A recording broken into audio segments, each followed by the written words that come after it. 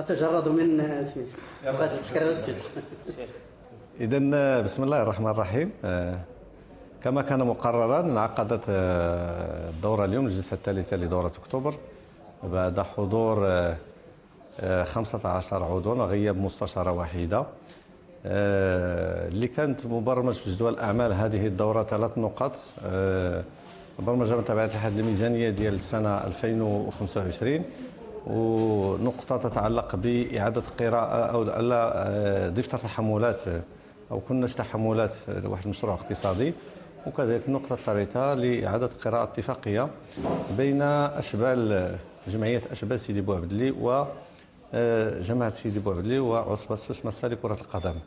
فبداية بعد افتتاح الدورة والجلسة كذلك كان هناك نقاش نوعا ما من الإخوان المعارضة اللي تنعرفوا عليهم دائما، ما يسمون أنفسهم بالمعارضة من أجل المعارضة، اللي تعرفوا دائما تيسوقوا يعني بعض المعلومات الخاطئة من خلال المناقشة ديالهم، وكذلك التصويت كذلك على جميع المقررات. جميع المقررات يتم التصويت عليها بالرفض من بعض الإخوان هذو ديال اللي كيسميو رسوم المعارضة من أجل المعارضة، وتنسجلوا كذلك الانسحاب ديالهم الغير مبرر، يعني واحد الانسحاب الغير مبرر في اثناء المناقشه ديال الميزانيه بعد طرحهم المجموعه من الاسئله وتمت الاجابه عليها وتمت المناقشه، ولكن كانوا تيتسناو باش نمشيو معهم في الطرح ديالهم باش نجاوبوا كيف بغاو.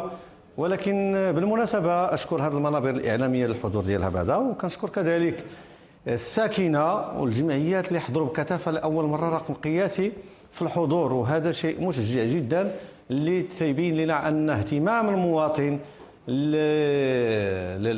القضايا ديالو القضايا ديال المواطنين والجماعه كذلك.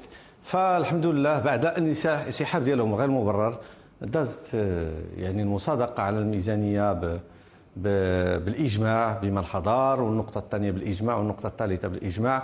فبالتالي مرت الاجواء ولله الحمد بخير وعلى خير، وتمت المصادقه بالاجماع على جميع النقاط المدرجه في جدول الاعمال.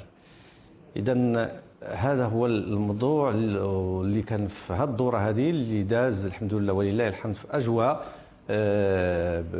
بحث تفاهم وبحث النقاش وبعد الانسحاب من طبيعه الحال. اما قبل الانسحاب فعرفنا واحد الفوضى من الاخوان ديالنا في ما يسمى بالمعارضه، وانا تنسميه لان المعارضه هي معارضه البناءه، اما المعارضه اللي كتعارض المصالح ديال المواطنين فهذه ليست بالمعارضه، فهذه دعوه لهاد الاخوان هادو يعاودوا يفهموا الدور ديال المعارضه، ويعاودوا يقروا القوانين التنظيميه، ويعاودوا يعرفوا الاختصاصات ديالهم والاختصاصات ديال الرئيس واشنو خاص البلاد. وكنقول لهم احنا مستعدين كمجلس الا عندهم شي اقتراح ديال المشاريع اللي شي اتفاقيات يطرحوا احنا مستعدين باش ننفذوهم.